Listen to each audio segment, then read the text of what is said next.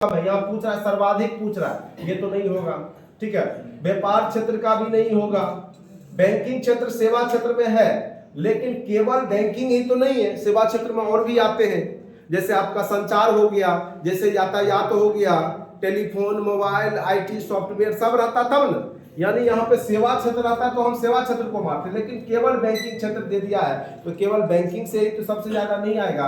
तो इन सब चारों ऑप्शन में सबसे ज्यादा यहाँ पे विनिर्माण क्षेत्र से ही आएगा। विनिर्माण मतलब द्वितीयक क्षेत्र, विनिर्माण मतलब क्या हो गया, द्वितीयक क्षेत्र। ये ऑप्शन के हिसाब से ऐसे सबसे ज्यादा भारत में राष्ट्रीय आय में योगदान किसका है, सेवा क्षेत्र, तृतीयक क्षेत्र का। लेकिन तृतीयक क्षेत्र में बैंकिंग दिया है, बैंकिंग तृतीयक क्षेत्र का है, लेकिन प्रॉपर बैंकिंग ही केवल तृतीयक क्षेत्र का नहीं है, और भी है, यातायात है, मोबाइल है, सॉफ्टवेयर है, तो सेवा रहता तब मारते। तो यहाँ पे केवल बैंकिंग से ज्यादा कहीं विनिर्माण का योगदान है, इसीलिए हम विनिर्माण क्षेत्र को यहाँ पे सर्वाधिक मारेंगे, क्योंकि ऑप्शन के हिसाब से भी मारना होता है। ठीक है, सेकेंड प्रश्न है, भारत की राष्ट्रीय आय का प्रमुख स्रोत क्या है। तो आपको हमने बताया था कि भारत की राष्ट्रीय आय का प्रमुख स्रोत क्या है, सेवा क्षेत्र है। तो सभी लोग अपना आंसर जो भी प्रश्न है उसमें टिक सही लगाइएगा, सेवा क्षेत्र।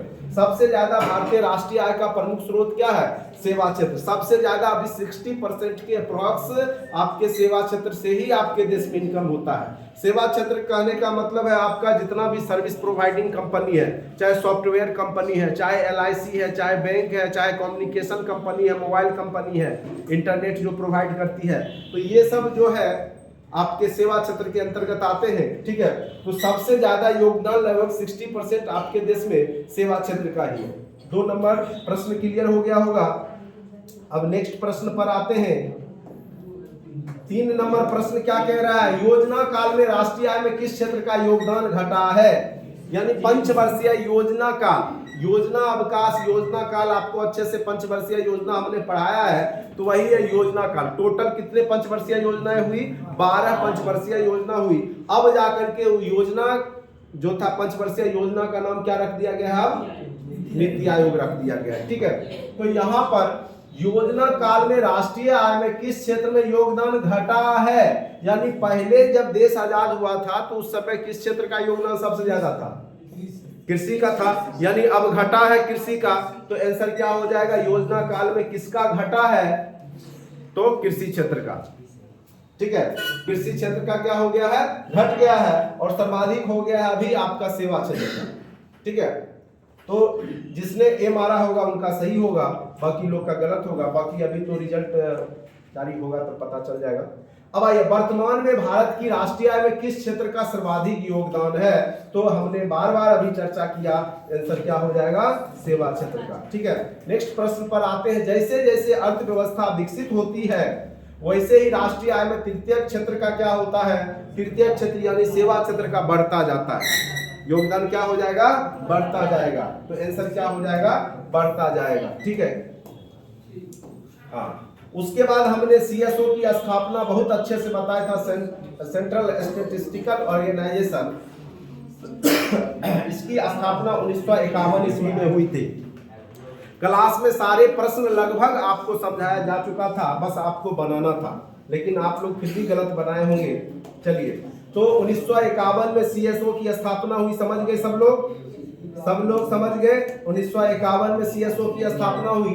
राष्ट्रीय आय क्या है, बाजार मूल्य पर निवल राष्ट्रीय उत्पाद, उत्पादन लागत पर निवल राष्ट्रीय उत्पाद, बाजार मूल्य पर निवल देशीय उत्पाद, उत्पादन लागत पर निवल देशीय उत्पाद। तो यहाँ पे इसका आंसर हो जाएगा उत्पादन लागत पर निवल राष्ट्रीय उत्पाद। ठीक है, आंसर क्या हो जाएगा, उत्पादन लागत पर निवल, टोटल राष्ट्रीय उत्पाद ही क्या कहलाता है, आपका राष्ट्रीय आय कहलाता है। ठीक है, प्रॉफिट उसमें जब नहीं जोड़ते हैं तब। ठीक है, चलिए अब नेक्स्ट आते हैं, नेक्स्ट प्रश्न पर 8 नंबर। भारत की राष्ट्रीय आय अनुमानित होती है किसके द्वारा। यह प्रश्न जो है BPSC में भी पूछा गया था, राष्ट्रीय आय। ठीक है, राष्ट्रीय आय अनुमानित होती है, जस्ट इसी बार प्रश्न यहाँ पे पूछा गया था, और आपको हम बता देते हैं कि डायरेक्ट यहाँ से प्रश्न अभी इस बार जो 69 BPSC 68 में, सॉरी, ठीक है, सेम प्रश्न है। ठीक है, तो शायद गरीबी वाला बोल दिया था। राष्ट्रीय आय भी जो है आपका निर्धारित किसके द्वारा होता है, तो राष्ट्रीय आय भी निर्धारण और राष्ट्रीय आय से भी गरीबी का आकलन होता है, इसीलिए इसका आंसर क्या हो जाएगा CSO, सेंट्रल स्टैटिस्टिकल ऑर्गेनाइजेशन। ठीक है, तो इसी में पूछ दिया था राष्ट्रीय आय के जगह पे गरीबी निर्धारण, तो उसका भी आंसर क्या हो जाएगा CSO, सेंट्रल स्टैटिस्टिकल ऑर्गेनाइजेशन। उसी से पता चल जाता है देश का आय कितना, उसी से गरीबी आकलन हो जाता है। तो इसका आंसर क्या हो जाएगा आपका, भारतीय राष्ट्रीय आय अनुमानित होती है केंद्रीय सांख्यिकी संगठन के द्वारा। 8 नंबर तक हो गया। कहीं आप लोग को लगे दिक्कत तो आप लोग बोल सकते हैं कि सर गलत है या सही है, ठीक है। बाकी चलिए अब क्वेश्चन नंबर 9। क्वेश्चन नंबर 9 क्या है, निम्न में से किस राज्य में प्रति व्यक्ति आय सर्वाधिक है। हमने बताया था सबसे आय गोवा का है, सबसे आय छोटा सा तो राज्य है, सबसे छोटा राज्य भी आपका क्या है, गोवा है, और प्रति व्यक्ति आय भी सबसे ज्यादा किसका है, गोवा का। ठीक है, अगर भारत में विदेश दर्शन का मूड हो तो गोवा चले जाइए। ठीक है, भारत में चालू मूल्यों पर प्रति व्यक्ति आय न्यूनतम वाला राज्य आपका प्यारा बिहार, आपका प्यारा बिहार। सबसे कम आय बिहार के ही लोगों का है। ठीक है, पूरे देश स्तर पे सबसे कम आय वाला राज्य आपका बिहार ही है। ठीक है, चलिए 1867-68 में भारत में प्रति व्यक्ति आय 20 रुपया थी। यह बात सर्वप्रथम किसने कहा था। पहला लाइन याद कीजिए, राष्ट्रीय आय का हमने यही बताया था। देखो सारे प्रश्न यहीं से आते हैं, जो आपका थ्योरी था ना, कितना आसानी से आपको 2 पेज में 1 पेज में आपको करवा दिए, और सारे प्रश्न वहीं से क्रिएट हो रहे हैं।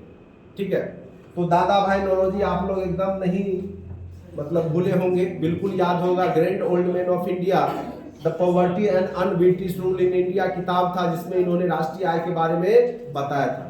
इकोनॉमिक्स ऐसे आसान है नहीं, लेकिन अगर उसको ढंग से पढ़ा जाए तो सबसे आसान हो जाता है। ठीक है, इसीलिए आप लोग अच्छे से जो नोट्स देते हैं उसको या तो प्रिंट आउट करवा लीजिए या उसको लिखिए। ड्रेन का सिद्धांत, द थ्योरी ऑफ ड्रेन, यानी यहाँ का पैसा जो दूसरे विदेश में गया, यह किसने दिया था, तो उनका भी नाम था दादा भाई नौरोजी ने ही यह सिद्धांत दिया था। किस प्रकार अंग्रेज यहाँ का पैसा निचोड़ करके कहाँ ले जा रहे हैं, लंदन ले जा रहे हैं। तो यह बात भी सर्वप्रथम किसने बताया था पूरे देश को, दादा भाई नौरोजी। उसके बाद ही देश में आप देखिएगा कांग्रेस की स्थापना होती है और कांग्रेस भारतीय लोगों के लिए काम करना शुरू करता है। ठीक है, उसके बाद आ जाते हैं नेक्स्ट प्रश्न पे, 13 नंबर प्रश्न। सब लोग अपना टिक सही लगा लीजिएगा, फिर आप लोग एनालाइज कीजिएगा कितना नंबर आप लोग का बन रहा है। भारत में राष्ट्रीय आय की गणना किस विधि का प्रयोग किया जाता है। अब उत्पत्ति गणना विधि, आय विधि, तो दोनों विधि का प्रयोग किया जाता है। भारत में राष्ट्रीय आय की गणना के लिए कितना उत्पादन हुआ है, कोयला का, पेट्रोलियम का, सोना का, और साथ साथ आय का जो विधि है, दोनों मिला करके ही आपका यहाँ पर होता है, इसीलिए उपयुक्त दोनों सही होगा। ठीक है, भारतीय अर्थव्यवस्था कैसी है, ये तो आप लोग एकदम सही बनाए होंगे, मिश्रित अर्थव्यवस्था है। भारतीय अर्थव्यवस्था क्या है, मिश्रित, यानी आपका पूंजीवादी और समाजवादी, पूंजीवादी और समाजवादी दोनों मिलकर के आपका यह अर्थव्यवस्था चलता है देश का। इसलिए भारत की अर्थव्यवस्था क्या है, मिश्रित अर्थव्यवस्था है। आपको बताए थे, अच्छे से याद होगा। ठीक है, चलिए नेक्स्ट प्रश्न पर आते हैं। मिश्रित अर्थव्यवस्था का क्या अभिप्राय है। कहने का मतलब है मिश्रित अर्थव्यवस्था कहते किसको है, जहां पे सरकारी और निजी दोनों, वही है अर्थव्यवस्था। कृषि बिल्कुल गलत, सरकारी और निजी क्षेत्र का सह-अस्तित्व यही होगा, अमीर गरीब का सह-अस्तित्व गलत, छोटे और बड़े उद्योग ये भी गलत। आंसर क्या हो गया आपका, ऑप्शन नंबर बी। जो लोग पढ़े होंगे जरूर सही बनाए होंगे। नेक्स्ट प्रश्न पर आते हैं। आर्थिक विकास के दृष्टिकोण से भारत की गिनती है तो विकासशील देश, बार बार चर्चा हमने किया था, विकासशील देशों के रूप में भारत जाना जाता है, विकासशील राष्ट्र के रूप में। ठीक है, तो 16 प्रश्न हो चुके हैं। नेक्स्ट आते हैं 17वें प्रश्न पर। क्या है, भारतीय अर्थव्यवस्था का कौन सा क्षेत्र सकल राष्ट्रीय उत्पाद में सबसे अधिक योगदान करता है। तो अभी बार बार हमने बोला तृतीय क्षेत्र, जिसको सेवा क्षेत्र बोलते हैं, सर्वाधिक योगदान उसी क्षेत्र का है।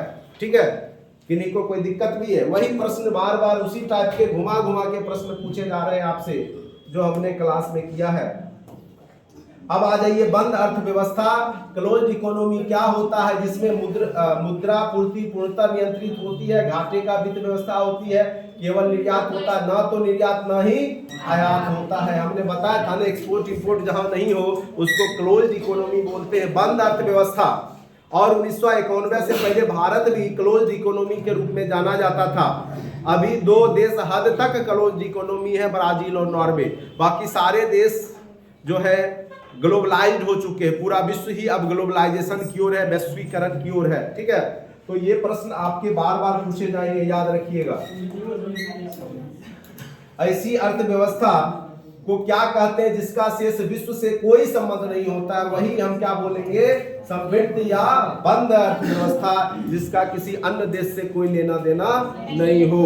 ठीक है, तो ये सब तो आपको सारा क्लास में करवाया हुआ ही था। बस आपको क्या करना था कि थोड़ा सा सोच समझ के बनाना था, और जो बनाए होंगे बिल्कुल उनका सही होगा। यह सत्य होगा कि भारत को परिभाषित किया जाए एक खाद्य की कमी वाले अर्थव्यवस्था के रूप में। क्या यहाँ पे भोजन की कमी है, खाद्य पदार्थ नहीं मिलता है? गलत, अब तो मिल ही रहा है। एक श्रम आधिक्य वाली अर्थव्यवस्था, हाँ यहाँ पे क्या है, मानव संसाधन बहुत ज्यादा है, लोग बहुत ज्यादा है, लेबर मजदूर बहुत ज्यादा है, श्रम ज्यादा है, श्रम शक्ति यहाँ पे बहुत ज्यादा है, श्रम करने वाले लोगों की संख्या ज्यादा है। इसीलिए भारत को एक श्रम आधिक्य वाली अर्थव्यवस्था के रूप में देखा जा सकता है। सस्ते में यहाँ के लोग काम करने के लिए तैयार है, क्योंकि आबादी यहाँ पे ज्यादा है। आपके देश में आबादी क्या है, ज्यादा है। ठीक है, तो एक श्रम आधिक्य यानी मजदूर टाइप का काम करने वाले लोगों की संख्या यहाँ पे ज्यादा है। जो मानव संसाधन है, जो टेक्निकल पर्सन है या स्किल्ड पर्सन की कमी है। ठीक है, तो यहाँ पर एक व्यापार अधिक, व्यापार तो ज्यादा है नहीं, एक पूंजी भी नहीं है भारतीय लोगों के पास, एक खाद्य की कमी ये भी नहीं है। तो आंसर क्या हो गया, एक श्रम आधिक्य वाली अर्थव्यवस्था के रूप में। कोई दिक्कत भी कि नहीं कोई यहाँ तक? जहां भी समझ में नहीं आए तो पूछ सकते हैं। किसी देश का आर्थिक विकास निर्भर कर सकता है प्राकृतिक संसाधन पर, पूंजी निर्माण, बाजार का काम, यानी ये सभी पर डिपेंड करता है। प्राकृतिक संसाधन रहेगा, सोना चांदी पेट्रोलियम, तब तो आपका देश धनी मनी होगा ना, तो वो डिपेंड करेगा। बाजार भी बड़ा रहेगा तो बाजार से भी आपका इनकम होता है। तीसरा पूंजी निर्माण करने की प्रक्रिया, पूंजी रहेगा तभी तो पूंजी, मनी बिगेट्स मनी। ठीक है, तो ये तीनों प्रक्रिया रहेगा तभी वह आर्थिक विकास निर्भर करेगा, इन तीनों पे काम करेगा, आर्थिक विकास होगा। ठीक है, प्राकृतिक संसाधन होगा, पूंजी निर्माण की प्रक्रिया होगी, बाजार का आकार बड़ा होगा, तो आपका देश क्या होगा, आर्थिक विकास ज्यादा करेगा। यानी ये तीनों पर निर्भर करता है। ठीक है, नेक्स्ट प्रश्न पे आते हैं, क्वेश्चन नंबर 22। वैश्वीकरण ग्लोबलाइजेशन का क्या अर्थ है? यानी घरेलू अर्थव्यवस्था का वैश्विक अर्थव्यवस्था के साथ एकीकरण। आप देखिएगा जो पेज आपको दिए होंगे हम इकोनॉमिक्स का, उसमें लिखा हुआ होगा वैश्वीकरण किसको कहते हैं, घरेलू अर्थव्यवस्था का विश्व के अर्थव्यवस्था के साथ एकीकरण हो जाना। ठीक है, चलिए नेक्स्ट प्रश्न पे आते हैं। भारतीय अर्थव्यवस्था का वैश्वीकरण का क्या अर्थ है? बाह्य ऋण का बढ़ना, गलत, भारतीय व्यापारिक इकाइयों का विदेशों में स्थापित करना, केवल यही नहीं दूसरे देशों के साथ आर्थिक संबंधों पर लगे प्रतिबंधों को यथासंभव कम करना, जिससे कि आपके विदेशी कंपनियां आपके देश में आ सके। इसलिए इसका आंसर हो जाएगा option number C. Question number 25 पर आते हैं। 23 नंबर छूट गया।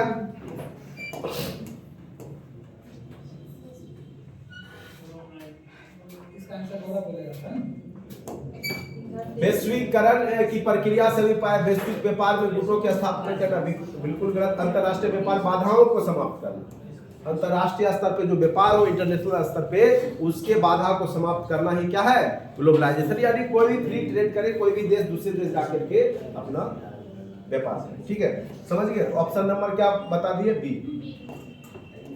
अब आ जाइए, भारत की कुल श्रम शक्ति का लगभग कितना प्रतिशत भाग कृषि पर डिपेंड करता है? तो 54%। 54% लोग कृषि पर डिपेंडेंट है भारत में। भारत के श्रम शक्ति का 54% भाग जो है कृषि पर डिपेंडेंट करता है। ठीक है, डिपेंड करता है। कोई दिक्कत नहीं यहाँ तक किसी को? चलिए नेक्स्ट प्रश्न पे आते हैं। अब भारत में अधिकतर बेरोजगारी है, तो भारत में किस प्रकार की बेरोजगारी है?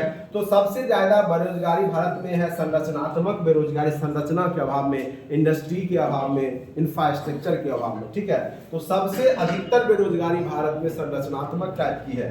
भारत में बेरोजगारी के आंकड़े एकत्रित करने का काम किसका है? तो यहाँ पे देखिए योजना आयोग गलत, वित्त आयोग ये भी गलत है। ऊपर देखते हैं और कौन कौन सा आयोग है।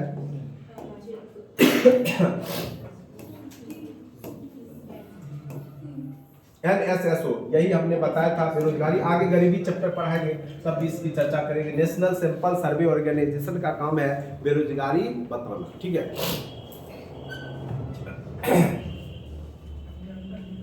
भारत में बेरोजगारी किस प्रकार की किस्म पाई जाती है? ग्रामीण, अल्प रोजगार, चक्रीय बेरोजगारी, संरचनात्मक बेरोजगारी, तो इनमें सभी। अगर पूछे किस प्रकार की बेरोजगारी पाई जाती है, तब सभी प्रकार का होगा।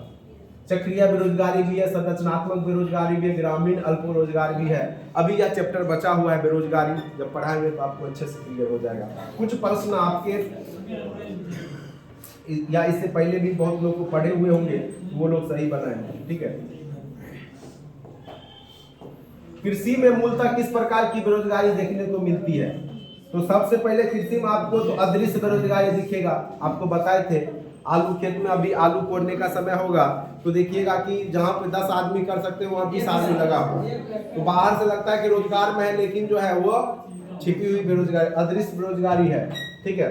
तो कृषि क्षेत्र में मूलतः अदृश्य बेरोजगारी जो ऑप्शन है यहाँ पे, उसमें आपका एक ही है जो कि अदृश्य बेरोजगारी है, जो कृषि क्षेत्र में सर्वाधिक है, ठीक है। अब आते हैं नेक्स्ट प्रश्न पर।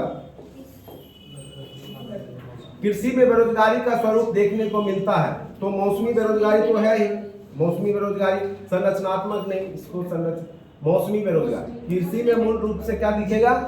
मौसमी। अब देखो जब गेहूं काटने का समय आएगा सबको रोजगार मिल जाएगा, खोजते फिरोगे मजदूर, और अभी बेचारा मजदूर जो है बैठा हुआ होगा, उसको कोई बुलाने वाला नहीं होगा। तो यानी मौसम के हिसाब से काम मिलेगा, मौसम के हिसाब से नहीं मिलेगा, उसी को बोलते हैं मौसमी बेरोजगारी। और कृषि क्षेत्र में सर्वाधिक इसी का महत्व, मतलब कहिएगा सबसे ज्यादा बेरोजगारी मौसमी बेरोजगारी।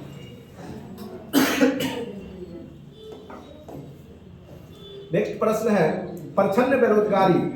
प्रच्छन्न बेरोजगारी का अर्थ क्या है? काम करने वाले इच्छुक होना पर काम का न मिलना, पूरे वर्ष भर प्रत्येक दिन काम न मिलना, विशाल श्रमिक शक्ति को नियोजित करने के लिए पूंजी संरचना का अपर्याप्त होना, ये भी गलत है। आवश्यकता से अधिक लोगों को कार्यरत होना, यानी आवश्यकता है 5 लोग और वहां पे क्या कर रहे हो 10 लोगों को, तो उसी को क्या बोलते हैं? छिपी हुई बेरोजगारी, ठीक है। समझ रहे हो ना? प्रच्छन्न बेरोजगारी यानी छिपी हुई बेरोजगारी किसको बोलते हैं?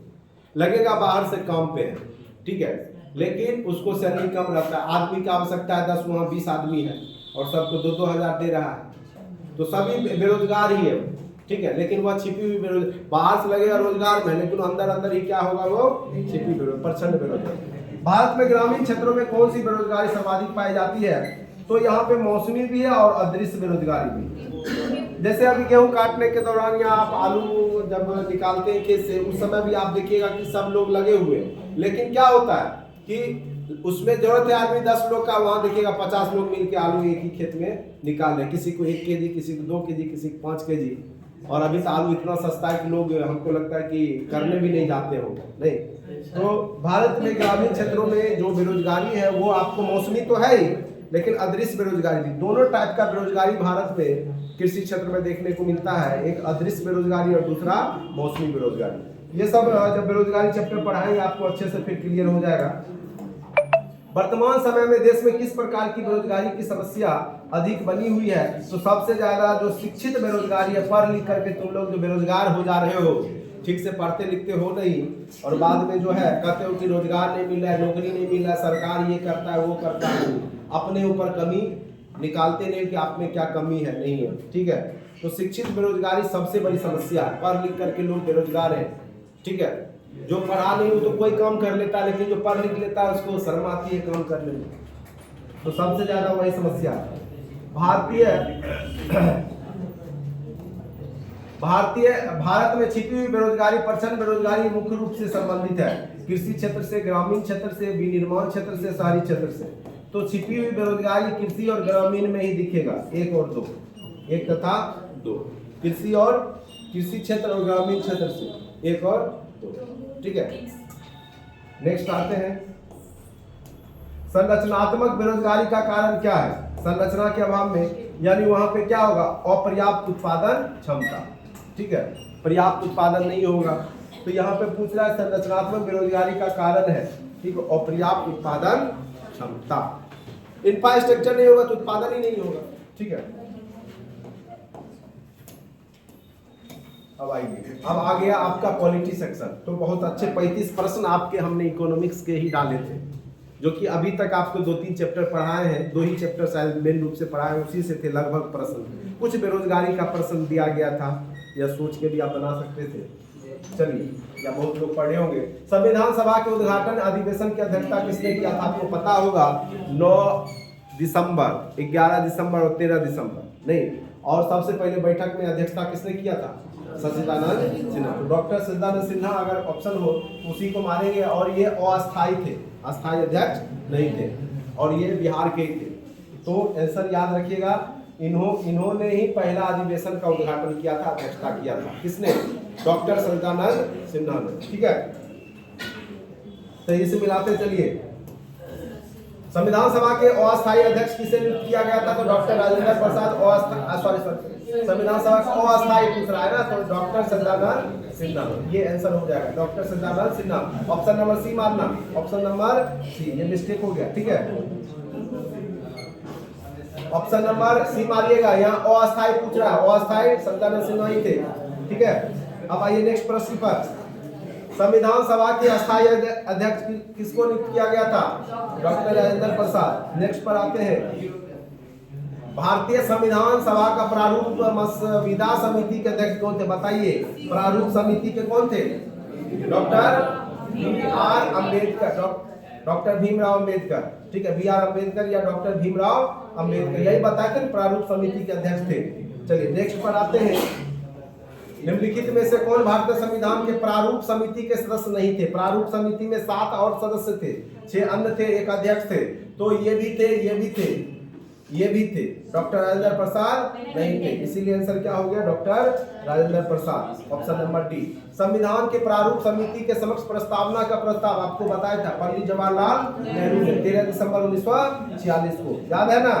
चलिए नेक्स्ट प्रश्न पे आते हैं। भारतीय संविधान सभा की संघ शक्ति समिति के अध्यक्ष कौन थे? संघ शक्ति समिति, संघ वाला जो बताए थे पंडित जवाहरलाल नेहरू थे। ठीक है, अब आते हैं नेक्स्ट प्रश्न। भारतीय संविधान को अपनाया गया, कब अपनाया गया था? किसके द्वारा? संविधान सभा द्वारा। आंसर क्या हो जाएगा? भारतीय संविधान को अपनाया गया था संविधान सभा द्वारा।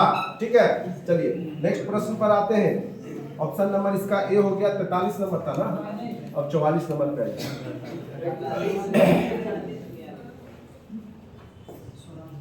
भारत के लिए संविधान सभा की रचना हेतु संविधान सभा का विचार निर्णय सर्वप्रथम किसने दिया था? स्वराज पार्टी ने 1934 में। ये गलती से 1924 हो गया था, हमने सुधार दिया था, 1934 हो जाएगा। और स्वराज पार्टी, उस दिन चर्चा भी हुआ था इस प्रश्न को लेकर के, क्लास में डिस्कशन भी हुआ था। भारतीय संविधान सभा के प्रथम दिन की अधिवेशन की अध्यक्षता किसने किया था? प्रथम दिन याद कीजिए, प्रथम दिन डॉक्टर सच्चिदानंद सिन्हा, यही किए थे ना अध्यक्षता। प्रथम दिन की अध्यक्षता किसने किया था? डॉक्टर सच्चिदानंद सिन्हा। अब आते हैं नेक्स्ट। भारत के संविधान का निर्माता किसे माना जाता है? बताइए, किसे माना जाता है? Bhimrao Ambedkar, B.R. Ambedkar, father of Indian constitution, Bhimrao Ambedkar, Baba Saheb Bhimrao Ambedkar. ठीक है, अति महत्वपूर्ण प्रश्न है। भारत का संविधान पूर्ण रूप से तैयार हुआ कब? कब बन के तैयार हो गया था? 26 नवंबर 1949 को। विधि दिवस भी इसीलिए इसी दिन मनाते हैं। विधि दिवस कब मनाया जाता है? 26 नवंबर। बन करके तैयार हो गया था, यानी अंगीकृत किया गया कब? 26 नवंबर 1949 को। ठीक है, अब नेक्स्ट प्रश्न पे आते हैं। भारतीय संविधान कब अंगीकार किया गया? वही प्रश्न है, 26 नवंबर 1949 को। नेक्स्ट प्रश्न पे आते हैं। निम्नलिखित में से किस तिथि को भारतीय संविधान लागू किया गया? आपको सबको पता है, 26 जनवरी 1950। 26 जनवरी 1950 को पूरे देश में संविधान लागू कर दिया गया था। ठीक है, अब नेक्स्ट लास्ट प्रश्न है, 50वां प्रश्न क्या है? देखिए, संविधान की प्रस्तावना सभी भारतीय नागरिकों को निम्न में से कौन सा एक उपलब्ध कराने के लिए वायदा नहीं करती? सामाजिक न्याय करती ही है, सामाजिक न्याय, आर्थिक न्याय, राजनीतिक न्याय, विचार की, पूजा की समानता है? नहीं है। क्यों करेगा पूजा? सब अपना अपना मन से करो, हिंदू मुस्लिम सिख ईसाई आपस में सब भाई भाई। ठीक है, चलो सब अपने मन से पूजा पाठ कीजिए, कोई दिक्कत नहीं है। तो ये इसकी आजादी यानी वादा नहीं करता है नागरिकों को। ठीक है, चलिए नेक्स्ट प्रश्न पे आते हैं। इसका ऑप्शन नंबर डी मार लिए 50 का। चलिए 51 नंबर। भारतीय संविधान की उद्देशिका में परिवर्तन की संशोधन, तो आपको पता ही होगा 42वां संविधान संशोधन, जिसको कि मिनी कॉन्स्टिट्यूशन भी कहा जाता है, इसी में आपको जोड़ा गया था। ठीक है, पंथ निरपेक्ष समाजवाद, ये सब शब्द इसी में जोड़ा गया था उद्देशिका में। आगे जब प्रस्तावना पढ़ाएंगे तो ये सब अच्छे से डीपली चर्चा होगा। 42वां संविधान संशोधन 1976। अब आइए मैथ के कुछ प्रश्न हैं, इसको सॉल्व करते हैं। और आप लोगों ने किया भी होगा, बहुत बिल्कुल बेसिक क्वेश्चन सारे पूछे गए थे, कहीं कोई दिक्कत नहीं होना चाहिए। 0.9 नंबर क्या हो गया 81 बटे 2.2 अंक, तो यानी स्क्वायर हो गया तो 4 अंक हो गया, तो 4 अंक कर देते हैं, ठीक है। अब प्लस 7 बटे वही हो जाएगा 4 अंक, यही हो गया। तो इसको जोड़िए, 9 1 10 का 0 बाकी 1 8 4 12 1 13 बटे 4 3 है ही, इतना आंसर आ गया था। देखिए कौन ऑप्शन आया था, ऑप्शन नंबर कहाँ दिख रहा है, ऑप्शन नंबर सी में दिख रहा है 0.0130 0.0130 इसका आंसर होगा। देखते हैं कहाँ पे है ऑप्शन। हाँ ये आ गया आपका, 0 रहे भी नहीं उसके बाद कोई दिक्कत नहीं, ऑप्शन नंबर क्या हो जाएगा आपका एग्जैक्ट आंसर सी, सही कर लीजिएगा। अब देखिए इस प्रश्न को, ये 100 है, 100 का रूट ओवर करेंगे तो क्या आएगा 10, 10 का फिर 6 जोड़ देंगे, ये 10 1 रे 10 6 16, 16 का रूट ओवर करेंगे तो क्या आएगा 4, और ये इंटू हो जाता 9 × 4 36, 9 × 4 36, और 36 का रूट ओवर करेंगे तो क्या आएगा 6। ऑप्शन नंबर बी, जिन्होंने लगाया होगा उसको सही कीजिए। बिल्कुल बेसिक सारे प्रश्न है, कुछ था ही नहीं प्रश्न में, कोई जान ही नहीं था, फिर भी आप लोग जो है दिक्कत हुआ है। चलिए इसमें प्लस वाले को एक साथ, माइनस वाले को एक साथ, प्लस वाले को एक साथ जोड़िए, 1 2 1 3 3 5 क्या हो गया 8, और यहाँ पे जोड़िए 2 3 5 2 7, 78 में से क्या हो गया 8 जाएगा, और ये क्या हो जाएगा बताइए 4 और 3, यानी 70/7, यानी आंसर क्या आ गया 10। इससे आसान आपको कोई कंपटीशन में नहीं पूछेगा जितना। किसका 9 × 36 का 6 होगा, ये इंटू है ना, 6 तो ठीक तो है, तेरा क्यों होगा इंटू में है,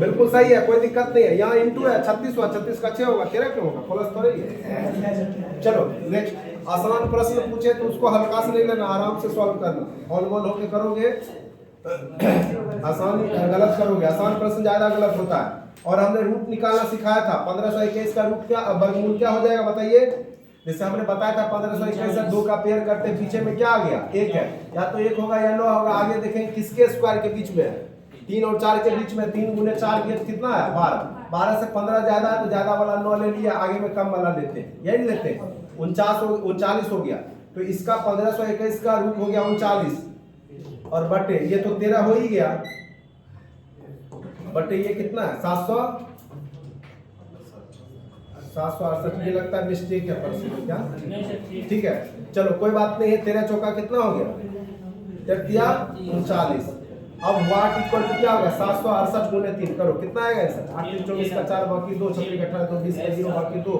27 4, ऑप्शन नंबर ए बिल्कुल सही है, प्रश्न में कोई दिक्कत नहीं है, आंसर आ गया 2304। सबका तक जो लोग टेस्ट दिए थे। अब देखो इससे आसान क्या प्रश्न पूछते हैं आप लोग बताइए, इतना आसान प्रश्न पूछा गया और तब भी डर से तुम लोग टेस्ट देने नहीं आते। रूट वाट बटे ये क्या हो गया 14 इक्वल टू क्या हो गया 72/56, 14 चौका 56, 4 से 18, ठीक है। इधर रूट वाट इक्वल टू 18, अगर रूट हटाना है तो स्क्वायर करते, बहुत साइड स्क्वायर करेंगे तो रूट हट जाएगा इधर, और वाट इक्वल टू क्या आ जाएगा 324, 18 के स्क्वायर कीजिए 324 होगा, 18 के स्क्वायर कीजिए तो 324 होगा, ठीक है। तो 324 देखो ऑप्शन में दिख रहा है, रुको कोई दिक्कत भी आप लोग को समझ आ रहा है, बेसिक है सब, तीसरा चौथा पांचवा में आप लोग पढ़े होंगे, बस उसी को आप क्या कर रहे हैं रिवीजन करवा रहे हैं, तेजी से थोड़ा करवा रहे हैं, क्योंकि ये सब आपको हमने बता दिया। जिनका पहला दूसरा क्लास है अगर समझ में नहीं आ रहा है टेंशन लेने की बात नहीं है, आगे सब समझ में आएगा, ठीक है। क्या हुआ अब देखो 450 का 56% है, 450 का कितना है 56%, प्लस वाट इक्वल टू क्या है 300 है, ठीक है। तो आप यहाँ पे काट सकते हैं, 50 से काटिए 9 बार में, ये 50 से काटेंगे 2 बार में, नहीं होगा 28 नंबर कीजिए, 28 नंबर 9 8 72 का 2 बाकी 7 9 दूनी 18 7 25 equal to plus what equal to 300। तो वाट इक्वल टू कितना आ गया 48। ऑप्शन नहीं है 48 नहीं है तो ऑप्शन नंबर ई जिन्होंने मारा होगा 48 सही होगा। ठीक है 48 जिनका आया है हमने बोल दिया था ये होगा 48। टाइपिंग मिस्टेक हो गया। चलिए फिर भी जिन्होंने ई लिखा है या बगल में 48 लिख दिया होगा उनका सही होगा। ठीक है हम तो बता ही नहीं गलत है। चलिए अभी हमने इसको बताया था अभी तुरंत पिछले तो ये तो आपको पता ही कैसे बनाते हैं। बीच में क्या करते हैं प्लस जोड़ देते हैं यही करते हैं। 16 8 24 7 कितना हो गया 31 प्लस 2/3 प्लस 1/4 प्लस 1/5 ये क्या हो गया 31 प्लस ये क्या हो गया 60 हुआ ना। तो 20 तिया 60 15 चौका 60 और 12 पचे 60 तो 31 प्लस क्या हो गया ये सॉरी 20 दूनी 40 होगा ये 40 तो 67/7। तो इसको लिख सकते हैं 31 प्लस 1 पूर्णांक 7/7 लिख सकते हैं ना। 31 1 32 पूर्णांक 7/60 देखो है दिख रहा है कहीं ऑप्शन नंबर बी। ठीक है 32 पूर्णांक 7/60 यही दिख रहा है समझ गए ना। ये यहाँ पे हमने बोल दिया था 7 ही है। ठीक है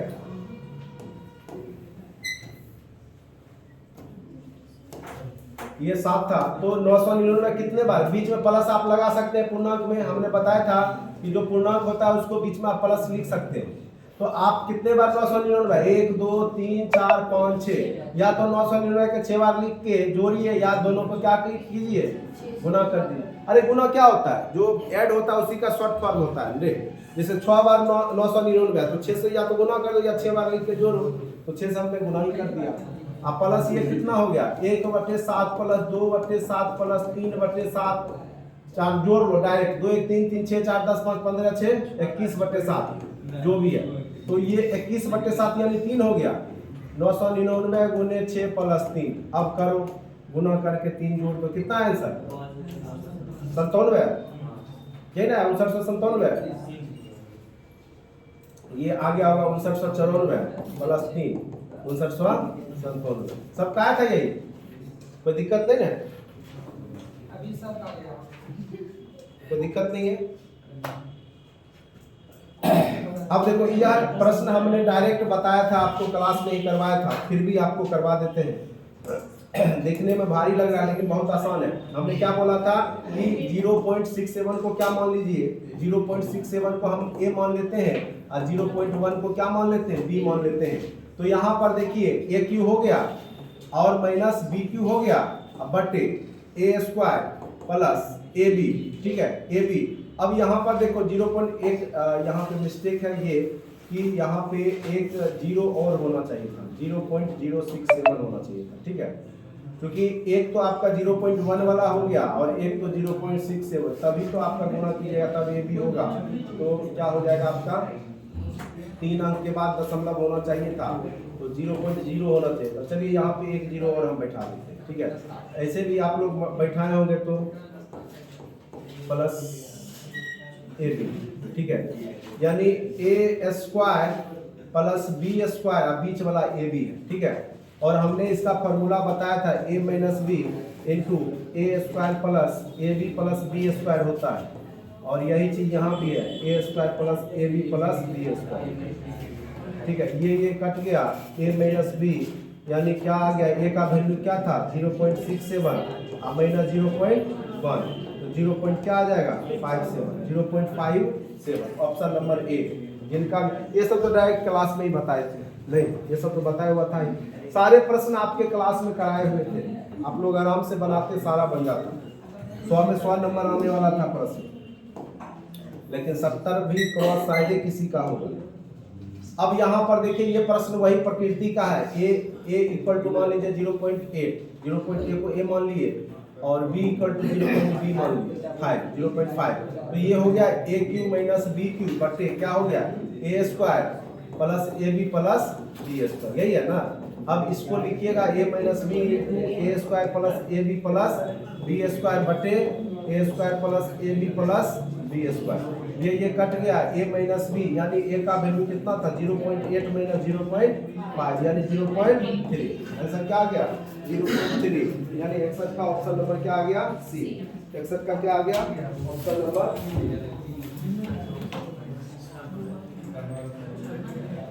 कोई दिक्कत नहीं है, सब टिक मार रहे हो ना आंसर में, फिर लास्ट में वही आंसर की से कॉपी चेक होगा, ठीक है। सब मार रहे हैं ना टिक सही वाले में। चलिए अब यह प्रश्न है, इसको कैसे सॉल्व करेंगे। अब देखिए यहाँ पे दशमलव के बाद कितना अंक है 1 2 3 4 5 6 और 6 है, तो इसको बटा में 6 लिख सकते हैं, 6 शून्य डाल सकते हैं इस पे, यही करते हैं ना। तो जब इसका वर्गमूल निकालेंगे, यहाँ 2x का वर्गमूल हो गया तो 64 का वर्गमूल क्या होता है 8, 8/6 शून्य है तो वर्गमूल हटेगा तो 8/3 शून्य बच जाएगा, और इसका फिर क्या करना होगा आपको घनमूल निकालना होगा। तो 8 का घनमूल 2 और 3 शून्य का 1 शून्य, घनमूल में यही होता है, तो 0.2 आंसर क्या आ गया आपका 0.2, ठीक है। Option number B, option number B. अब आ जाए, इसका तो हमने बताया था जब प्लस हो इसको इनटू कीजिए, मल्टीप्लाई कीजिए, जो बड़ा संख्या होता है 4, यानी ऐसा कोई संख्या खोजिए जिसमें डिफरेंस 1 हो और दोनों को गुना करने पे 12 प्राप्त हो जाए। तो 3 चौका 12, यानी 12 भी पूर गया, और जब प्लस हो तो बड़ा वाला संख्या ही आंसर होता है, ट्रिक हमने बताया था, ठीक है। तो आंसर क्या हो गया इसका 4। अब नेक्स्ट प्रश्न है, इसमें रिपीटेड जो है वो लिमिट बार में दिया है, और इसका भी तरीका हमने बताया था p × 2 के पावर n - 1/2 के पावर n, ठीक है। p के जगह क्या पुट करो, क्योंकि p यहाँ 2 है तो 2 लिख दिए, और 2 पे पावर कितने बार है 1 2 3 4 5 6, 2 पे पावर 6 - 1/2 पे पावर 6, तो 2 पे पावर 6 यानी 64 माइनस 1 गया 63/64, 2 पूर्णांक 63/64, अच्छे से हमने समझा दिया। 2 पे पावर 63/64 अति महत्वपूर्ण प्रश्न है, बार बार पूछता है, जान लीजिए, ठीक है। समझ में आ गया। फॉर्मूला क्या p पावर 2 पे पावर n - 1/2 पे पावर n, n यहाँ क्या है रिपीटेशन, कितने बार रिपीट हुआ, ठीक है। बाकी ये सब आपका हो चुका है। आगे आइए, जब भी इस तरह के प्रश्न हो और अनंत तक गया हो, या वैल्यू अनंत तक गया डॉट डॉट लगा हो, तो वही आंसर हो जाता है जिस संख्या को रिपीट किया गया है। आंसर क्या हो गया, जब भी यह प्रश्न पूछे और अनंत समय तक रिपीट किया हो, तो जो प्रश्न में रिपीट संख्या है वही आंसर हो जाता है। आंसर क्या हो गया आपका 3, याद रखिएगा। उसके बाद आपका नेक्स्ट प्रश्न पे आते हैं। यहाँ पे अगर आप इसको सॉल्व कीजिएगा तो क्या हो जाएगा बताइए, 144 और 25 क्या हो गया 169/144, और यहाँ पे 1 + x बटे क्या हो गया 12, ठीक है। तो 169 को 13/12 लिख सकते हैं, और यहाँ 1 + x बटे 12 लिख सकते हैं, ठीक है। 12 12 कट गया तो x = 13 - 1 गया तो क्या बचेगा, सॉरी यहाँ पे एलसीएम लोगे तो ये 12 प्लस हो जाएगा, ठीक, चलो। तो 12 + x, तो 13 = 12 + x, x = क्या आ गया 1, x = क्या आ जाएगा 1। जैसे बनाना है सॉल्व करोगे वही आएगा, ठीक है। ये आपका 12 हो जाएगा एलसीएम, ये ऐसे काट दिए, यहाँ मिस्टेक हो गया हमसे काटने में, ठीक है। ये पहले एलसीएम ले लोगे, ये टोटल 12 होगा, तब जाके काटना। 1 + x = 13, तो x = क्या हो गया 1, ठीक है। फिर से समझा दे, फिर से समझो, कुछ नहीं था यह प्रश्न क्या था, इसको रूट ओवर करना था। एलसीएम लेंगे तो 169 बटे क्या आ गया था 144, और इसको करोगे तो क्या आ जाएगा 12 + x बटे 12। इसको जब सॉल्व करोगे तो 13/12 = 12 + x बटे क्या आ गया 12। दोनों तरफ आपका सेम है, तो ये क्या हो जाता है कट जाता है, या तो गुना भी करोगे तो बाद में फिर तो कटना ही है। तो 13 = क्या आ गया 12 + x, तो x = 13 - 12 गया, क्या हो गया 1। यानी मैथ के सारे प्रश्न, एक प्रश्न और है, इसको भी सॉल्व करेंगे। इसका आंसर आप ए मार लीजिएगा 1। अब देखिए यह प्रश्न भी हमने बताया था क्लास में ही, रूट ओवर है, तो रूट हटाने के लिए हम क्या करते हैं, रूट हटाने के लिए हम क्या करते हैं स्क्वायर करते हैं। तो दोनों तरफ स्क्वायर करेंगे तो एक का रूट हट जाएगा, तो 4x + 10 = क्या आ गया 25। तो 4x = 25 में से 10 गया कितना बचेगा 15, x = क्या आ गया 15/4, ठीक है। उसी प्रकार से 5y = क्या है 5y + 3 घनमूल है 64 का, तो क्या हो गया 4, तो इधर जाएगा तो 5y = 4 में से 3 गया तो क्या बचेगा 1, तो y = 1/5 आ गया। अब पूछ रहा है एक्स वाई का मान। एक्स का मान आपने 15/4 निकाला था और वाई का मान 1/5 निकाला था। 5 तिहाई 15, आंसर क्या आ गया 3/4। देखिए 3/4 का वैल्यू क्या हो जाएगा, 3/4 का वैल्यू करेंगे तो 4 में 3 से भाग दीजिए तो 4 सते 28, 2 4 0.75, आंसर क्या आ गया 0.75। ठीक है, तो मैथ का भी सेक्शन आपका 1-2 प्रश्न लास्ट में होगा। अब आइए यहाँ पे जो प्रश्न इतिहास के थे तो सब लोग बोला कि इतिहास का प्रश्न थोड़ा सा टफ था और वाकई टफ था, इसमें कोई शक नहीं है। जो आसान आपको लगेगा वो टफ जरूर हो जाता है एग्जाम में। ठीक है, निम्नलिखित पशुओं में से किस एक का हड़प्पा संस्कृति में पाई गई मोहरों और टेराकोटा कलाकृतियों में निरूपण नहीं हुआ है। निरूपण हुआ है नहीं पूछ रहा है, नहीं हुआ है। तो ऑप्शन आपको देखना पड़ेगा कि ऑप्शन में क्या क्या है। तो ऑप्शन देखिए यहाँ पे क्या क्या दिया हुआ है। हाथी, हाथी का किया गया था। गेंडा, बाघ, बाघ का भी था। गाय का नहीं था, गाय का नहीं था, बैल का हुआ करता था। सांड का हुआ करता था, बैल का। सिंधु घाटी सभ्यता में गाय कहीं पे चर्चा नहीं है क्योंकि वो लोग गौ पालन नहीं करते थे। उस समय उनको पता भी नहीं था कि गाय दूध देती है। ठीक है, तो ये लोग जो है सांड पालन करते, सांड को खेती करने के लिए, तो गाय नहीं था, इनको जानकारी गाय के बारे में उतना, गाय का चर्चा कहीं पे नहीं है, मोहर पे गाय नहीं है, सांड का। ठीक है, इसीलिए गाय इसका आंसर हो जाएगा। कहीं पे भी उनके टेराकोटा में गाय का सिंबल नहीं मिला। ठीक है, निम्नलिखित में से कौन हड़प्पा और मोहनजोदड़ो के उत्खनन से संबंधित नहीं है। तो V.A. स्मिथ जो है संबंधित नहीं है। K.S. दीक्षित, M.S. वत्स और R.D. बनर्जी, राखाल दास बनर्जी, M.S. वत्स, ये थोड़ा डीपली प्रश्न था। V.A. स्मिथ बहुत बाद के हैं। ठीक है, तो ये संबंधित नहीं थे। ठीक है, अब आते हैं नेक्स्ट। निम्नलिखित में से कौन सा एक हड़प्पा का बंदरगाह है। आपको हमने बहुत अच्छे से बताया था, लोथल। लोथल क्या है आपका हड़प्पा का एक महत्वपूर्ण। लोथल किस नदी के किनारे था। वह हड़प्पा कालीन नगर जिसका प्रतिनिधित्व लोथल का पुरातत्व स्थल करता, वो किस नदी पर था। वो किस नदी पर था बताइए, वो किस नदी पर था, भोगवा। लोथल किस नदी पर था, अति महत्वपूर्ण प्रश्न है, VVI प्रश्न है, या पूछेगा बार बार एग्जाम में। चलिए नेक्स्ट प्रश्न पे आते हैं। एक उन्नत जल प्रबंधन जहां जल से रिलेटेड हो, हमने आपको बताया था, याद रखिएगा क्या होगा आंसर, धौलावीरा। क्या हो जाएगा, जल प्रबंधन कहाँ जाएगा, धौलावीरा में जाएगा। ये सब तो आपको एकदम बताए थे अच्छे से। स्थापित सिंधु घाटी सभ्यता जिन नदियों के तट पर बसी हुए कौन सी नहीं थे। चेनाब, झेलम और सिंधु था। गंगा नदी उस समय नहीं था। सिंधु घाटी सभ्यता गंगा नदी किनारे बसा हुआ नहीं था। ये यहाँ पे हमने बोला था नहीं कर दीजिएगा, प्रश्न थोड़ा सा मिस्टेक है, नहीं कर दीजिएगा, नहीं थी तो गंगा नहीं थी। ये चेनाब, झेलम, सिंधु तीनों नदी थी जिस किनारे सिंधु घाटी सभ्यता फली फूली थी। ठीक है, अब नेक्स्ट आते हैं। सिंधु घाटी सभ्यता गैर आर्य थी, गैर आर्य थी, आर्य लोग यहाँ नहीं थे। क्यों, क्या रीजन था, क्योंकि इनकी सभ्यता जो थी उसकी अपनी लिपि थी गलत, उसकी खेतिहर अर्थव्यवस्था थी ये भी गलत, उसका विस्तार नर्मदा ये भी गलत, वह नगरीय सभ्यता थी। जो आपका आर्य सभ्यता था वो आपका ग्रामीण सभ्यता था, जबकि आपका सिंधु घाटी सभ्यता क्या था, नगरीय सभ्यता था। यही मेन डिफरेंस था। सिंधु घाटी सभ्यता गैर आर्य थी, क्योंकि आर्यों की सभ्यता जो वैदिक सभ्यता है वो ग्रामीण सभ्यता थी, जबकि सिंधु घाटी सभ्यता क्या थी, शहरी सभ्यता थी। इसीलिए इसका एग्जैक्ट आंसर वह यही होगा, वह नगरीय सभ्यता थी। कौन, सिंधु घाटी सभ्यता नगरीय थी, जबकि आर्यों की सभ्यता ग्रामीण सभ्यता। मेन डिफरेंस यही था दोनों में। ठीक है, अब आ जाइए नेक्स्ट प्रश्न क्या है। सत्यमेव जयते कहाँ से लिया गया, आपको सबको पता है, उपनिषद से लिया गया, और उपनिषद में भी मुंडको उपनिषद से लिया गया। सत्य की हमेशा जीत होगी, सत्यमेव जयते।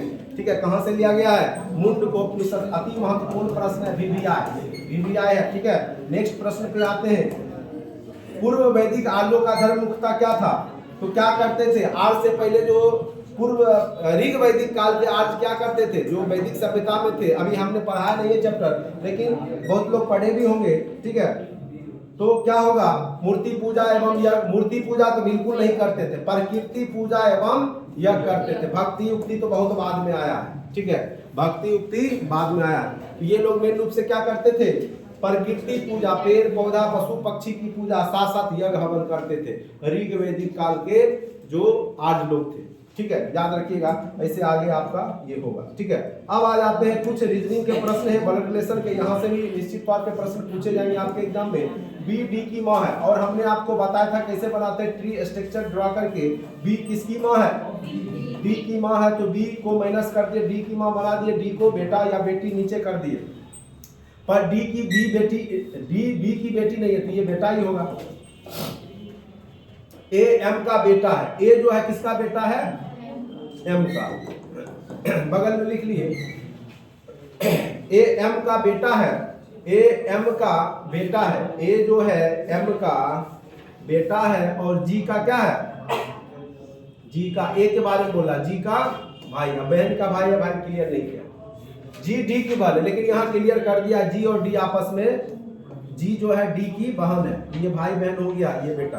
अब पूछ क्या रहा, एम बी का, एम बी का क्या क्या है, नहीं की क्या, का की क्या है, तो एम के बारे में पूछ रहा है, बी का तो पति हो जाएगा, तभी नहीं आपस में भाई बहन है, ये बेटा जो आपस भाई बहन, तो ये क्या हो गया, एम पति हो गया, आंसर क्या हो गया, ऑप्शन नंबर बी। एम क्या है, एम बी का ऑब्लिक की क्या है, तो एम बी का पति है, क्योंकि ये फीमेल है तो वो मेल ही होगा, ये चूंकि आपस में क्या हो गए थे, भाई बहन, ऑप्शन नंबर क्या हो गया, बी।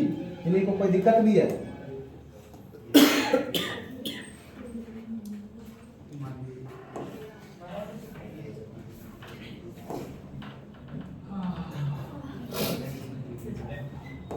चलिए नेक्स्ट प्रश्न पे आते, ए बी सी डी या परिवार के 6 सदस्य हैं, इस प्रकार के प्रश्न बीपीएससी 68 में भी पूछा गया था। परिवार में 2 विवाहित दंपत्ति हैं, विवाहित मतलब शादीशुदा, एफ ए का पिता है, एफ किसका पिता है, ए का पिता है, तो एफ को पिता बना दिए ए का।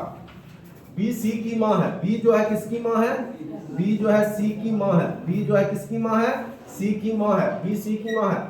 डी सी की दादी है, डी जो है किसकी दादी है, सी की, तो डी ऊपर कर दिए, ठीक है, डी सी की दादी है, डी सी की दादी है। ई एफ का पिता है, ई जो है एफ का पिता है, ई किसका पिता है, एफ का पिता है। निम्न में से कौन सा विवाहित जोड़ा में से एक जोड़ा है, एक तो ईडी होगा, ये दूसरा एफ बी होगा, आज इन दोनों तो बाल बच्चा है, तो F B, ED ED ED. अब देखो इनमें से कौन विवाहित जोड़े में से एक जोड़ा है, एक तो एफ बी हो गया, ये दोनों पति पत्नी है, और एक ईडी हो गया पति पत्नी, तो आंसर यहाँ पे जो ऑप्शन में दिख जाए, ईडी या एफ बी में कौन दिख रहा है, हाँ एफ बी दिख रहा है, इसलिए आंसर क्या हो गया, ए नंबर, एफ बी। ठीक है, चलिए नेक्स्ट प्रश्न पे आते हैं, बहुत आसान प्रश्न था सारा।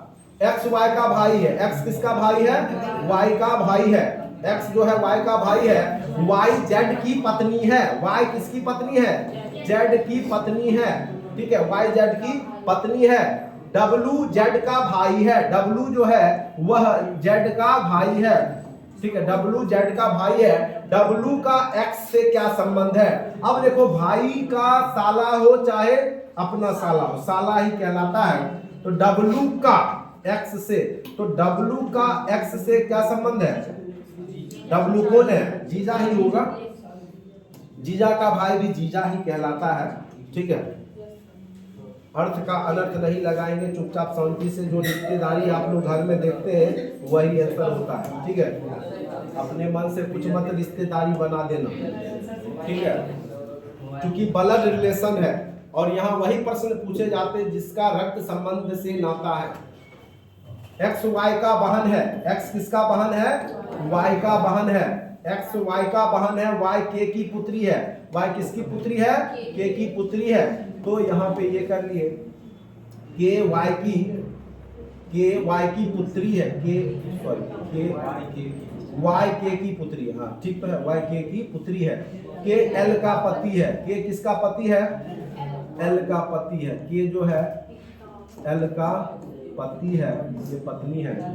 एल वाई का, एल वाई से, एल का वाई से तो माँ हो गई ना, एल का पूछ रहा, एल माँ हो गई, माँ का तो कौन बेटी बोल रहा है, एल का पूछ रहा है, एल का वाई से, वाई का कौन है, माता है, पिता की पत्नी माता ही होगी, कुछ और है तो अपना दोनों। चलो यहाँ देखो ए और बी विवाहित दंपत्ति है, तो ए और बी विवाहित दंपत्ति साथ कर दिए, तथा एक्स तथा वाई दोनों, एक्स तथा वाई भाई है, एक्स और वाई क्या है, भाई है, और एक्स ए का भाई है, एक्स ए का भाई है तो वाई भी हो गया इसी का भाई, एक्स ए का भाई है, तो वाई का बी से संबंध, वाई का बी से, वाई का बी का कौन है, वाई, ठीक है, तो ये यहाँ पे क्या था, ये भाई हो गया ना, ये पति पत्नी है, ये भी दंपत्ति है ना, साथ करते, ये भी विवाहित दंपत्ति है। एक्स तथा वाई भाई है, एक्स तथा ये आपस में सब क्या है, भाई है। और एक्स ए का भाई है, और एक्स ए का भाई है, ये भी भाई है, एक्स ए का भाई है, तो ये प्लस ही होगा, एक्स का भाई है। ठीक है, अब पूछ रहा है किसके बारे में पूछ रहा है, वाई का बी से, तो वाई जो है बहनोइया साला होगा, बहनोइया साला हो सकता है। एक्स तथा वाई भाई, बहनोइया साला, बहनोइया साला, क्योंकि इससे पूछ रहा है। ठीक है, बहनोइया साला ही होगा। ठीक है, इसके बारे में पूछ रहा है बी से, वाई का बी कौन लगेगा, तो या तो बहन का अगर ये भाई हो गया तो बहनोई हो गया। ए और बी विवाहित दंपत्ति है, इसमें कोई क्लियर नहीं है ना कि ए माइनस है कि बी प्लस है। ठीक है, अब देखो, अब क्लियर हो जाएगा, क्योंकि ये विवाहित है लेकिन ए माइनस है कि बी माइनस है, क्लियर नहीं है। अब क्लियर, ये बहन का भाई होगा, ये बहनोई होगा, अगर बहनोई नहीं होगा, ठीक है, तो साला होगा, तो आंसर आपका सी नंबर जाएगा। ठीक है, चलिए नेक्स्ट प्रश्न पे आते हैं।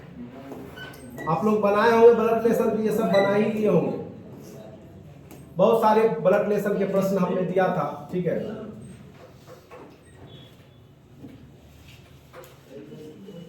चलो M N P Q R S T परिवार के सदस्य हैं, जिनमें 4 वयस्क और 3 बच्चे हैं। एस और टी 2 लड़कियां हैं। एम और क्यू भाई है तथा डॉक्टर है। एम और क्यू क्या है, भाई, एम तथा क्यू भाई है और डॉक्टर है, दोनों क्या है, डॉक्टर है। दोनों के बारे में बोलना, एम तथा क्यू भाई है तथा डॉक्टर है। आर एक इंजीनियर है जिसकी दोनों भाइयों में से एक से शादी हुई। आर एक इंजीनियर है जिसकी दोनों भाइयों में से एक के साथ शादी हुई है, इंजीनियर है। ठीक है, जिसकी दोनों भाइयों में से एक से शादी हुई है और उसको 2 बच्चे हैं, 2 बच्चे हैं। इसके ये दोनों को एम और क्यू भाई है तथा डॉक्टर है। अब ये दोनों का 2 बच्चा होगा या इस दोनों का दोनों बच्चा होगा, 2 बच्चा होगा। ठीक है, 2 बच्चे हैं। ठीक है, एन की क्यू से शादी हुई, एन का किससे शादी हुआ है, चलो अब तो एन क्लियर हो गया, एन का क्यू से शादी हुआ थी, ये तो है नहीं, तो एन यहाँ पर कर लिए, ये दोनों पति पत्नी हो गया, तो ये दोनों का ही 2 बच्चा। ठीक है, अब क्लियर हो गया। ठीक है, सबसे बड़ी बात है कि हमको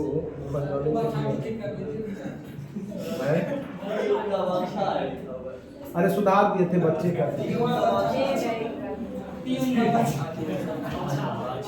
चलो ठीक है, शादी हुई, टी उनका बच्चा है, टी और टी उनका बच्चा है, इस दोनों का बच्चा है। एन क्यू से शादी हुई है और टी, एन और क्यू का बच्चा टी है। ठीक है, टी इनका बच्चा है। बताइए क्यू कौन है, क्यू कौन है, क्यू के बारे में बोल रहा है, क्यू कौन है, तो टी का पिता, बिल्कुल पिता है। टी कौन है, टी का पिता है। एस का पिता तो बिल्कुल नहीं होगा, आर का पुत्री ये भी नहीं होगा, क्या हो जाएगा, टी का पिता। कितना आसान था, देखने में खाली भारी लग रहा।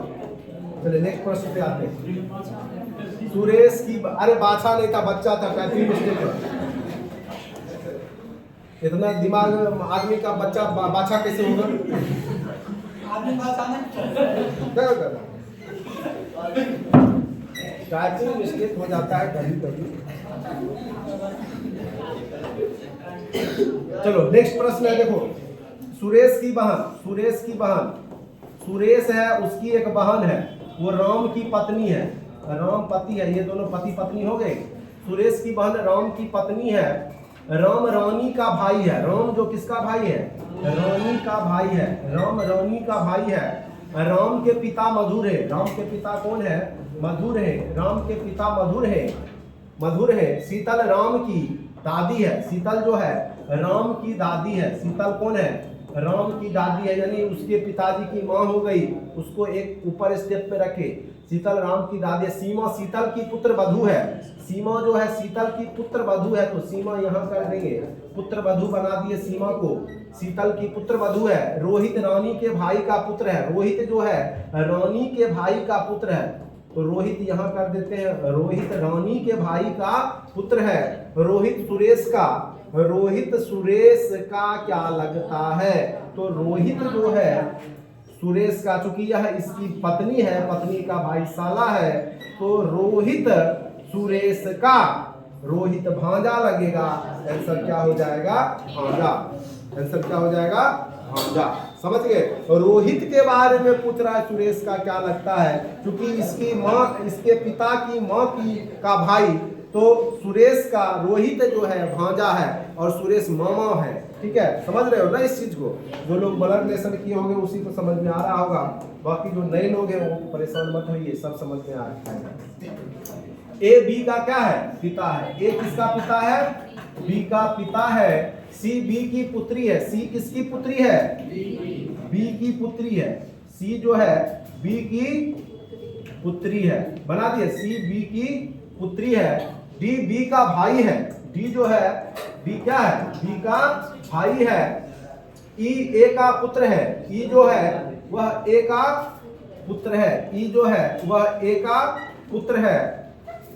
सी और ई के बीच में क्या संबंध है? सी और ई के बीच में, अब देखो इस दोनों के बीच में या तो माता होगा या बाप होगा, बाप का भाई होगा तो चाचा, चाचा भतीजा, या मामा, चाचा भतीजी या मामा भांजी, चाचा भतीजी या, हाँ तो भतीजी और चाचा ही हो, या भतीजी और चाचा, जो ऑप्शन दिख जाए तो चाचा भतीजी, चाचा भतीजी, ये प्लस ही है इसका मतलब। अगर मामा भी हो सकता है, क्योंकि बी के बारे में क्लियर नहीं था, तो जो ऑप्शन दिखेगा वही हम मारेंगे। ठीक है, तो चाचा भतीजी समझ लग गया? नहीं लगा? क्यों नहीं लगा? कैसे चचेरा भाई? ये नीचे जनरेशन में बोल रहा है, ई और सी के, सी और ई के बारे में बोल रहा है। चचेरा भाई बहन जब होगा जब एक लेवल में आएगा, ये तो नीचे ऊपर है, तो पहला नंबर चचेरा कैसे हो जाएगा? भाई बहन कैसे हो जाएगा? ये सी ई ऊपर है, एक जनरेशन ऊपर है, आपके जो चाचा या फुआ आपको भाई लगेंगे या बहन लगेंगे? नहीं, ये ऊपर जनरेशन में, तो बिल्कुल ये तो बिल्कुल गलत हो जाएगा। भाई बहन का तो रिश्ते नहीं होगा, चचेरा भाई सेम लेवल का तो रिश्ते नहीं है, ऐसे ही काट दो। चाचा चाची भी सेम लेवल नहीं, ऊपर नीचे ऐसे भी आंसर आप काट के निकाल सकते हैं, यही बचेगा भतीजा और चाचा। कॉमन सेंस लगाइएगा, ऊपर नीचे है, ट्री स्ट्रक्चर ऊपर नीचे है। ठीक है, तो बेटा बेटी या नीचे का भतीजा चाचा इसी तरह का संबंध होगा, तो ऐसे भी काट के निकाल लोगे तुम लोग। चलो दिमाग स्थिर करके सोचोगे तब बनेगा। एक व्यक्ति की ओर इशारा करके राम ने कहा, उसका एकमात्र भाई मेरी बेटी के पिता का पिता है। ठीक है, एक व्यक्ति की ओर इशारा करते हुए कौन बोलता है? राम। अपने आप को राम बना लो।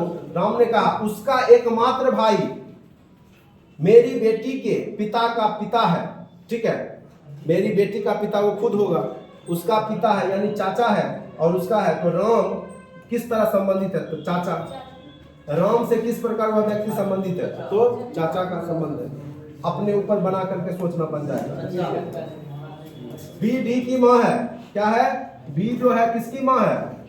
डी की माँ है। बी डी की माँ है, पर डी बी की बेटी नहीं है। अभी तो ये प्रश्न बताए थे ना, डी बी की बेटी नहीं है, क्या है? बेटा है। ए एम का बेटा है। ए जो अभी यह प्रश्न हमने उधर भी बताया था, ए यही तो रिपीट हुआ सर।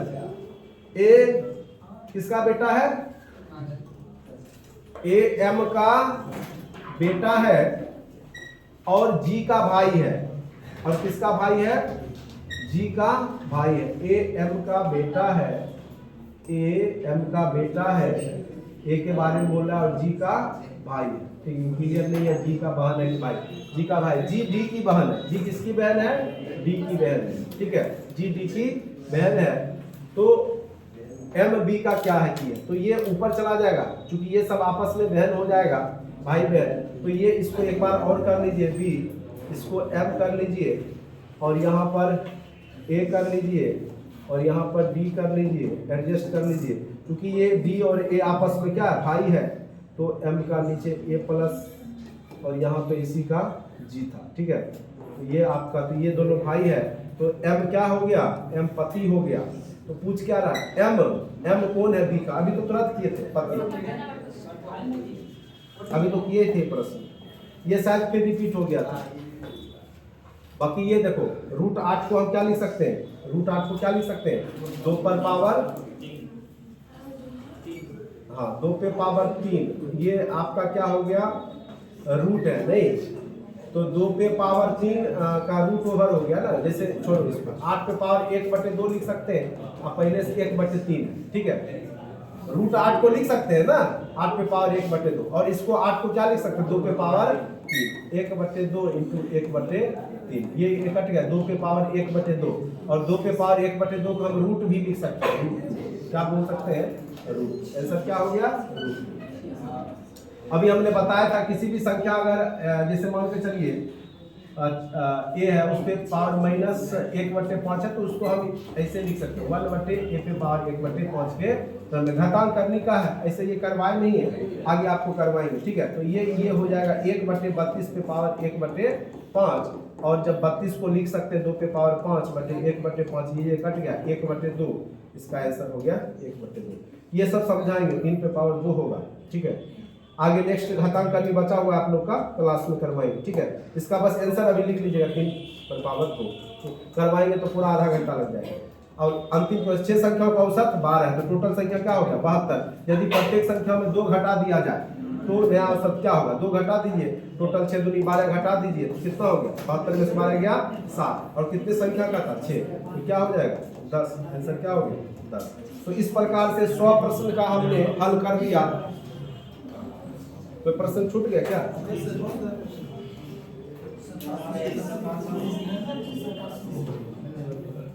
अच्छा, ये सब जो है आपका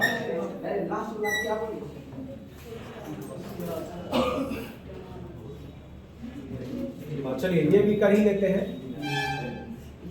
अब देखिए कोडिंग डिकोडिंग का आपको पता ही है, इसी लेटर को आगे पीछे कर दिया, ठीक है। इसी लेटर को क्या किया है, आगे पीछे करके लिखा है, टैलेंट, TALENT को क्या लिखा है, LATENT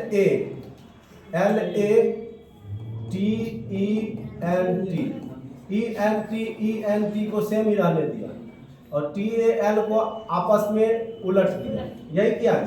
तो आधा को ऐसे ही रहने दो, आधे को ऐसे ही रहने दो, और इसको उलट दो। ये देखो ऑप्शन कहीं दिख रहा है, OXC दिख तो रहा है। चलो सी नंबर हो गया। चलिए नेक्स्ट प्रश्न पे आते हैं, सी नंबर बांट देते हैं।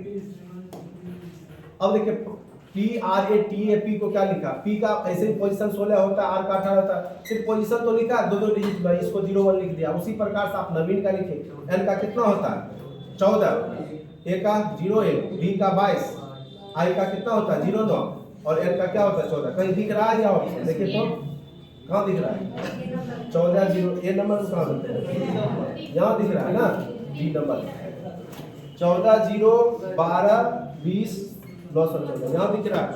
पोजीशन तो लिख दिया, और कुछ किया है, इतना आसान आप पूछता नहीं, तुम लोग को नहीं पढ़ाए थे इसलिए। चलो मद्रास को क्या लिखा है 56, देखो तो M का पोजीशन कितना होता है 13, 1 4 18 1, और S का क्या होता है 19, जोड़ो तो 13 14 4 18 18 36 36 36 37 और 19 जोड़ोगे कितना हो गया 56 हो गया। सबका पोजीशन लिख के जोड़ दिए, C का 3, A का 1, L का 12, C का 3, U का 21 20 20 और 1, जोड़िए तो सबको जोड़िए, 3 1 4 12 16 16 6 16 16 3 19 19 और 19 1 20 20 40 20 60 और 21 हो गया। तो ये सब प्रश्न बहुत आसान होते हैं, आप लोग आसानी से बना सकते हैं, ठीक है। कोडिंग डिकोडिंग ऐसे आप नेक्स्ट रीजनिंग क्लास में कोडिंग डिकोडिंग ही पढ़ाएंगे आप लोग। यदि हेमा का कोड 27 है तो 27 कैसे हुआ होगा, पोजीशन जोड़िए, H का पोजीशन क्या होता है 8, E का कितना होता है 5, M का कितना होता है 13, A का कितना होता है 1, 8 5 13 13 26 1 जोड़ तो दो, वैल्यू VELU देखो जोड़ के तो 22 हो गया।